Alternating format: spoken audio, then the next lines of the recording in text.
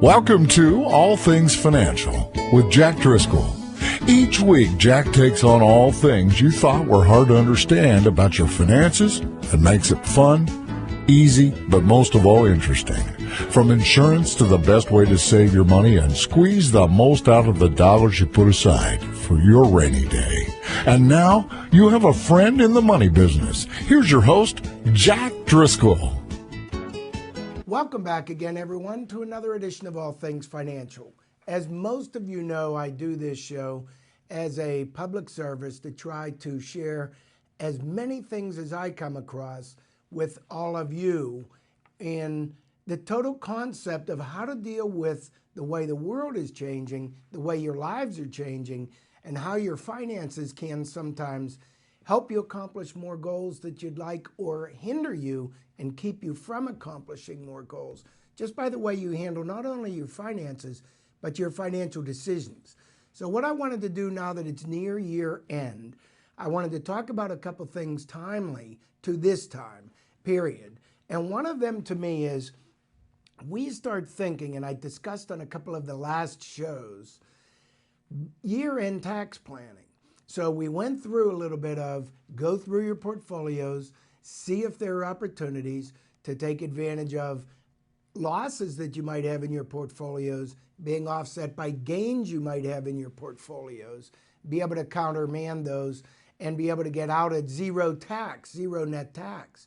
And again, that just simply meant if you have losses in a portfolio and gains in a portfolio, you're able to, in many cases, and talk to your tax advisors about this before acting, you're able to, in many cases, swap and take, for example, an equal amount of gains, an equal amount of losses, sell those positions at the same time or within the same tax year, and they offset. So there's one example. Well, what I wanted to talk about today is some of this year-end thought and consideration of kind of what's it all about. And by that I mean legacy planning. A lot of people ask me, what is legacy planning or what do you mean? Well, legacy planning to me is basically what do I want to happen with all that we've accumulated and worked hard for after we're gone or while we're still here. I mean, in other words, what's it all about? And in the financial planning world, that sometimes gets to the point where we begin having grandchildren. And then we begin thinking about grandchildren and wanting to help grandchildren and our children. I have some people that have actually said, I don't really like my children that much, but I love my grandchildren. And that may sound familiar or ring true to some of you, but we do have that sentiment expressed to us a lot. So what happens when we have grandchildren, sometimes financially, we think about how can we help our grandchildren. And one of the opportunities, one of the many, is gifting. And we also run into, do we open life insurance accounts? Do we open 529 college savings plans and things like that? So I wanted to first touch on 529 college savings plans. We're near the end of the year, but it's just a good time to think about gifting. So when you get to Christmas and the child opens a gift, and the gift is a toy, they love you, Grandpa and Grandma. But when they open a gift, and it's a piece of paper that says, I opened a 529 plan for you, well, they're not just so happy. They go to the next gift. So you want to try to balance the feel-good gifts and the do-good gifts. And a lot of times they're different. So I know a lot of you grandparents listening are thinking, yeah, we're going to want to get gifts for the grandchildren that they can enjoy now, but for their benefit, whether they appreciate it or understand it, we're also going to help them in their future, maybe even after a time when we're long gone. So that brings up issues like we might buy, as grandparents, life insurance on our children. We may actually buy them life insurance or get them insured. We may buy or contribute money to 529 savings plans for their college. And here's what's interesting. Not only 529 plans, we have Coverdell IRAs. There are a lot of different tools and vehicles where we can contribute to somebody's college. And that could be our own children, that could be grandchildren, that can be anybody else. You don't have to be related. And what I wanted to get to a little bit at year end is to clear up one of the first considerations is how much are we allowed to gift in any tax year? I get many answers for that. Sometimes I get $10,000 a year. We're allowed to gift up to $10,000. So I want to clear up one thing since we're at year end. I do have a lot of parents and grandparents thinking about gifting for the sake of that we're allowed. So they'll say, we're allowed to gift, right? Well, listen, folks. You're allowed to gift whatever you want. There are consequences to gifting, and there are benefits to gifting. You could gift to charities. You could gift to your kids. You could gift to anybody that you don't know. There's no limitation on how much you can gift. So a lot of people feel, and that's why I wanted to share this near year end, there's no limit or rule on gifting on how much you're allowed to gift. The secondary question is, okay, if there's no rule on how much I'm allowed to gift, can I gift everything I have right now then? The answer first is yes. The second issue is, are there consequences? What are the benefits and what are the consequences? Well, there are differences in how you gift. If you gift to a charity, you may get tax write-offs. Oh, so now we bring up an issue of, is there a tax implication if I gift? In some cases, yes. And let's talk about that. We're near year end. It might actually be beneficial taxing right now, looking at tax benefits of gifting, but there might also be tax penalties or consequences of gifting. So let's talk about it. If we gift to charities, we have what's called a present value gift and a future value gift. And all that means is, hey, charity, I'll give you $1,000 now. That's a present value gift. You gifted cash. If you instead go to an attorney and say, I want to open a charitable remainder trust or a charitable trust or whatever you want to do that upon my death, or let's say you set up a program where you're doing something in the future for the charity, you're setting the money aside now, but for the future, let's say it's a charitable remainder trust or any type of gifting mechanism rather than just giving an outright gift now. That's considered in most cases a future gift. And there are tax deductions for future gifts in most cases, but they're partial tax deductions. So where you give the church $1,000 right now, cash, you're looking at your tax advisor, and the tax advisor's normally saying you could take an upfront tax deduction as a charitable deduction. And there are limits on that. So again, talk to your CPAs on that. But when you give a future value gift, same amount of money, but the charity cannot access it yet. They might not be able to access it until the future. Now you may only have a partial tax deduction. Okay, let's talk about capital goods instead of cash. What if you have a stock portfolio, small or large, that you have large gains in? You may say, if I sell those stocks, I pay a large capital gains tax. But if I give those stocks to a charity, not sell the stocks, actually transfer ownership of the stocks over to the charity or a charitable remainder trust or however you do it, that charity, if it's a 501c3 organization, for example, is able to take the whole, let's say in this case, $100,000 value in stocks or $1,000 value in stocks. They don't have to be big gifts all the time, folks. Just because we talk financial planning doesn't mean you have to be rich. Whatever the size of the gift, Let's say this example of $100,000 stocks. I have $1 million stock portfolio. I want to carve out $100,000 and make a gift to a charity. Okay, if we do that and give the charity the stocks, the charity then, once they own them, can sell the stocks, and the charity, if it's a true nonprofit, pays no income tax or capital gains tax on the sale of those stocks or the gain on those proceeds. So instead of you selling stocks and giving a charity cash, please talk to your CPAs about the advantage of maybe gifting the stocks themselves, because now you're not gifting to the IRS. You're not cutting the IRS in as your partner. You're in fact giving the charity the full value of all the stocks, not the net value after taxes. That helps you. It also helps reduce those assets from the size of your estate. Now that's important still, folks. We have an estate tax threshold that until your estate exceeds $5.43 million in 2015 per person, you don't have a federal estate tax issue in most cases. And if you're married, each of the two of you have that same limit. That's over $5 million apiece, $10 million for the couple. So you look at that and you say, do I need to consider or concern myself about reducing the size of my estate anymore?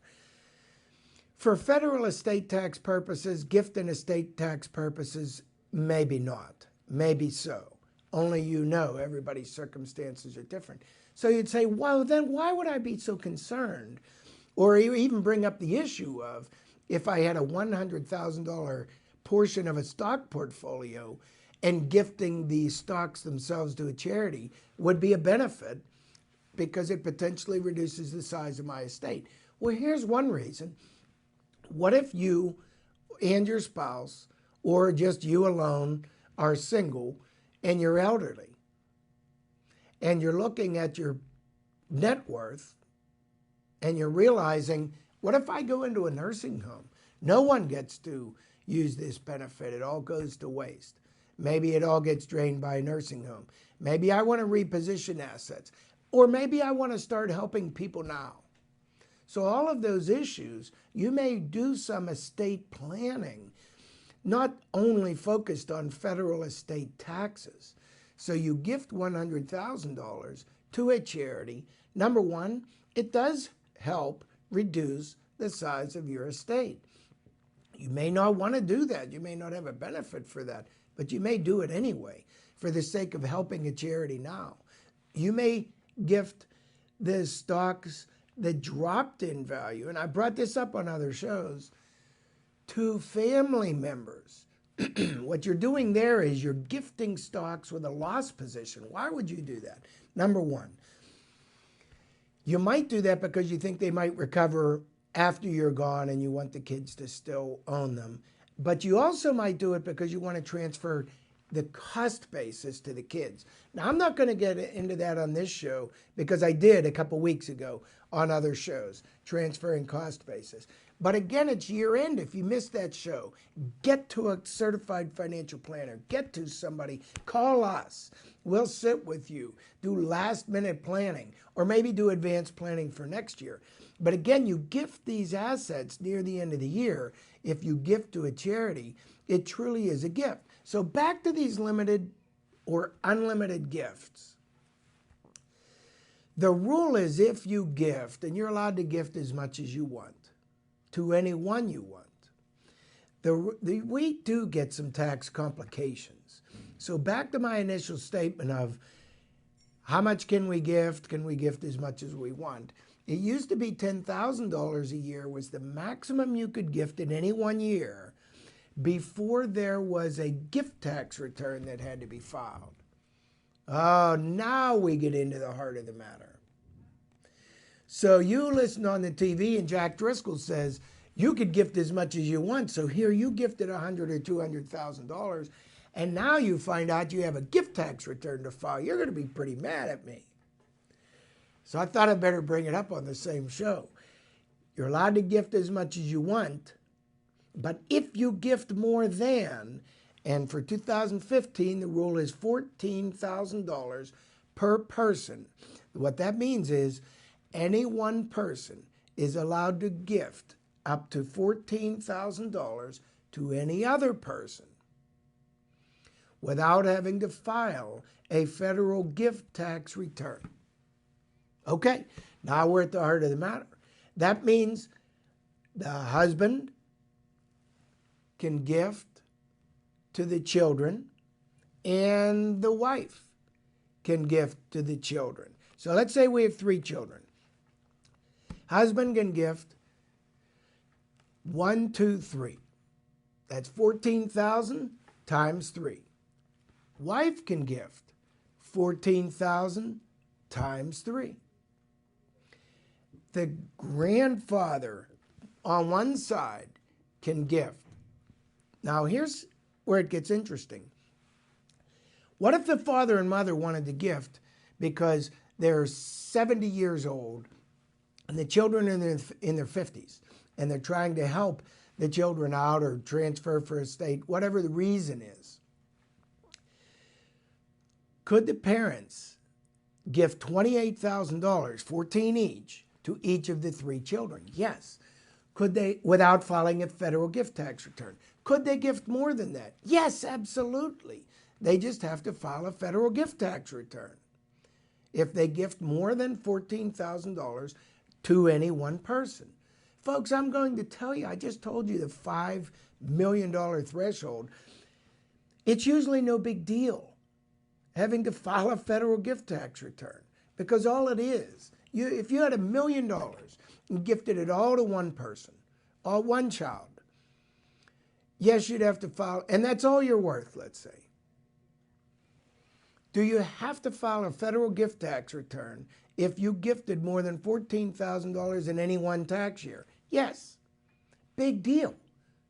So you file the federal gift tax return. And guess what the federal gift tax return is?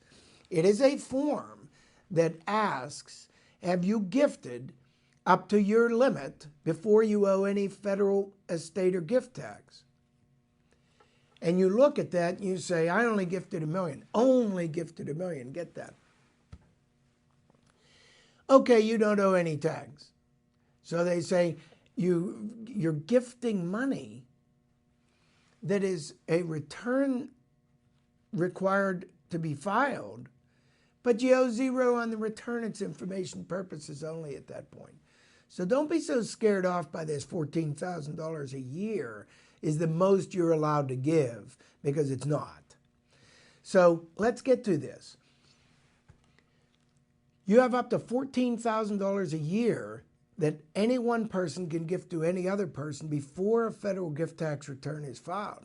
So we actually examine that and expand that to, I can gift for each of my kids. If I'm 70 and we're going to 50 years old, it doesn't matter. There's no age bracket on this.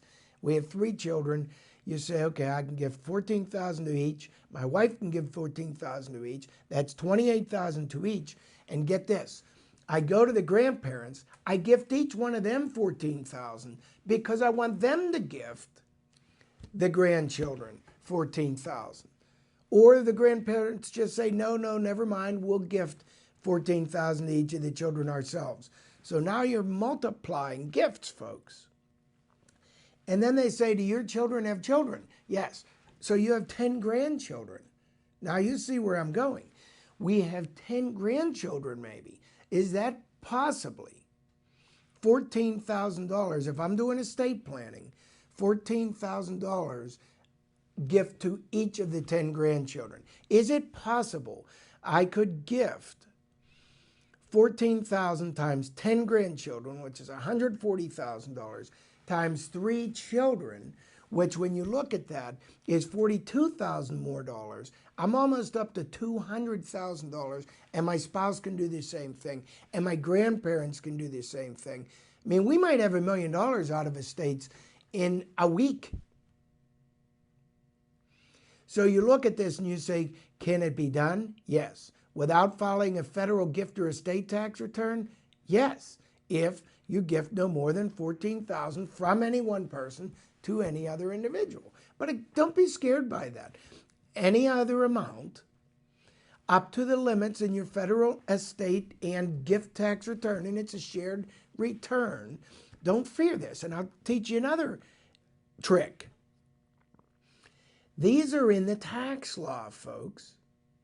In addition to $14,000 for any one person, did you know you're also allowed to gift? Any one person is also allowed to gift another unlimited amount if they're contributing money or paying for a child's direct necessary college expenses, let's say tuition. So in addition to the $14,000 or medical bills. So if you have a grandchild who has medical bills or a child who has medical bills, in addition to the $14,000 in cash, and this child is not working right now, let's say, because they've had an injury or suffered an illness, so you're trying to help them out every way that you can. You can gift the child and their spouse, by the way, and their children up to $14,000 each to be able to help without filing a gift tax return. And folks, it's not taxable to them either if it's cash. If it's not cash and you're gifting stocks, it might be taxable to them if they sell the stocks. But think about this. If the person's off work and they've got issues and they've got loads of medical write-offs, they might be able to sell these stocks or whatever you own if you transfer them to them, pay the tax, and not really owe any tax. So there's sophisticated planning here. But in addition, now getting back to my point, you're able to gift unlimited also by paying medical bills on their behalf. You cannot gift the person directly and then have them pay their medical bills. You cannot gift the person directly and then have them pay their university or tuition bills or education bills. You have to pay the bills directly to the medical institution or the financial or college educational institution directly. You have to pay the benefits on that person's behalf, but it's possible to do. So you can maximize gifts to enormous levels, especially near year-end planning. It's very appropriate. All right, folks, we're at the end of this edition of All Things Financial. I'll be back again next week with some more year-end planning. Thanks for tuning in. Securities and investment advisory services offered through SagePoint Financial Inc., member FINRA SIPC, and registered investment advisor. Insurance services offered through Driscoll Insurance and Financial Services Inc., which is not affiliated with SagePoint Financial Inc.